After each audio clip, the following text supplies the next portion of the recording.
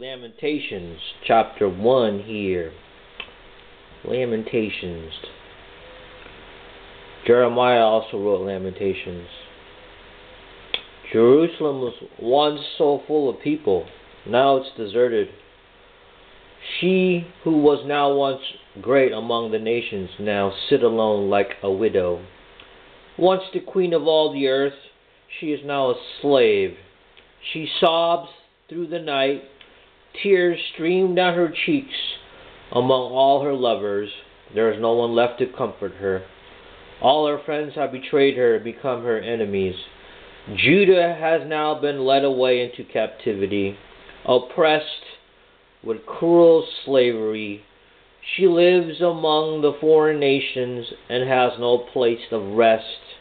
Her enemies have chased her down.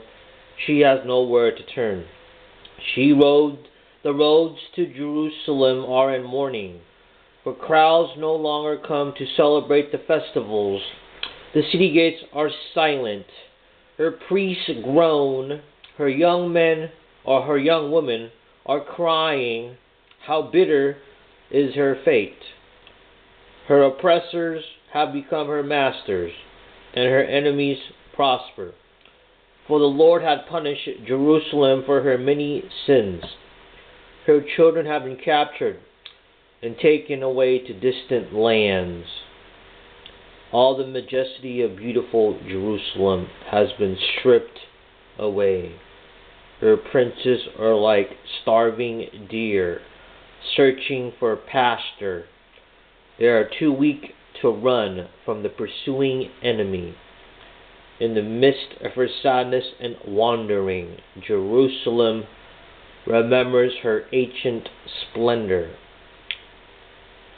It's right after Jerusalem has fallen to Babylon. Everybody's scattering for their lives now. But now she has fallen to her enemy. There's no one to help her. Her enemy struck her down and laughed as she fell. Jerusalem has sinned greatly, so she has been tossed away like a filthy rag. All who once honored her are now despise her, for they have seen her stripped naked and humiliated.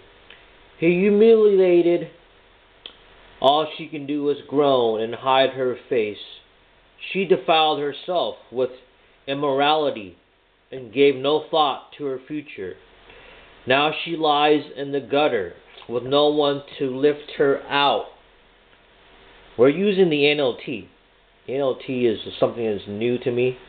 I'm not so used to the NLT. I've been using the King James and the NIV for many years, but NLT is sometimes it's always we should be trying new things, you know. That's why you don't know until you try some new things here. For those who don't believe in Jesus and the Bible, you should try that. Just give it a try. Give it a taste there. For me, I've been doing this since 1999. Okay, I've been reading the Bible since 1999.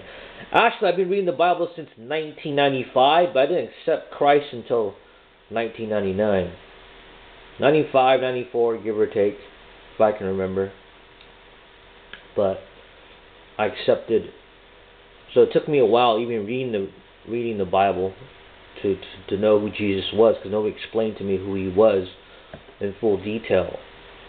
Actually, I was in church many years before that, and nobody explained to.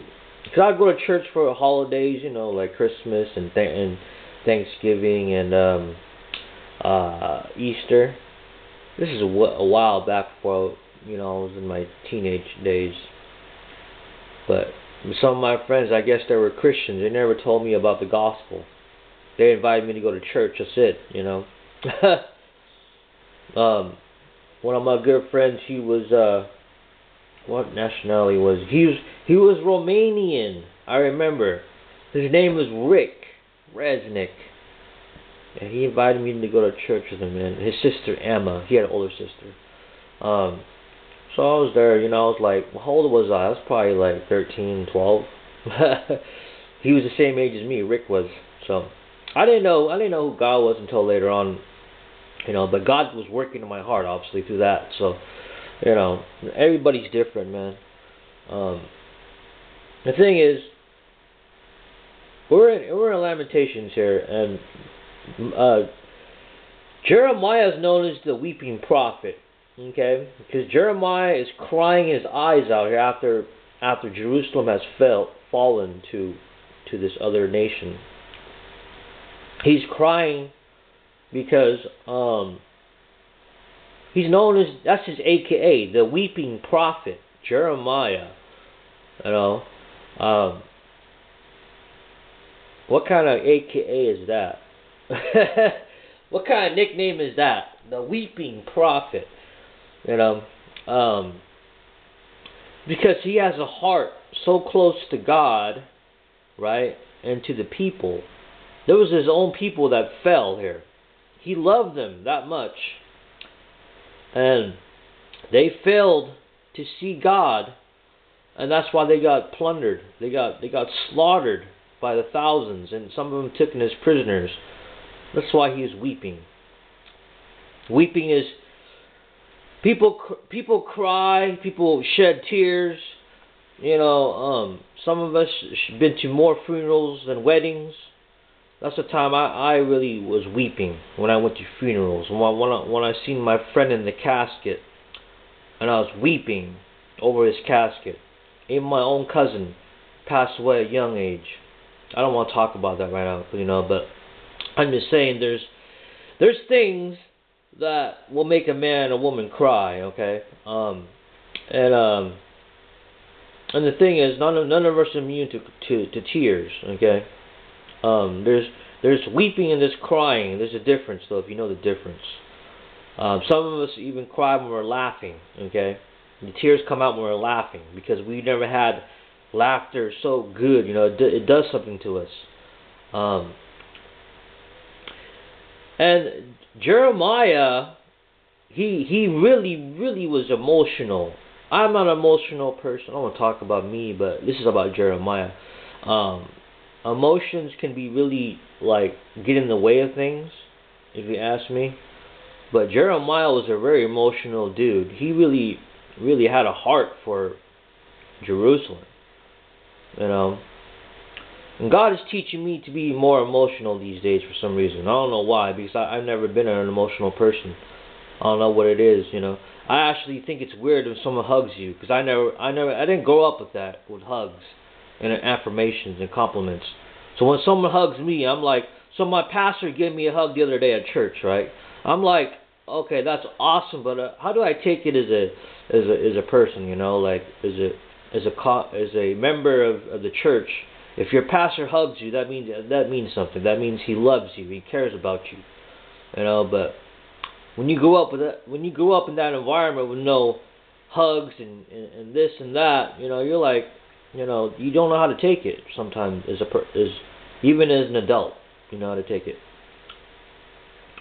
So Jeremiah is pretty much trying to hug Jerusalem, right?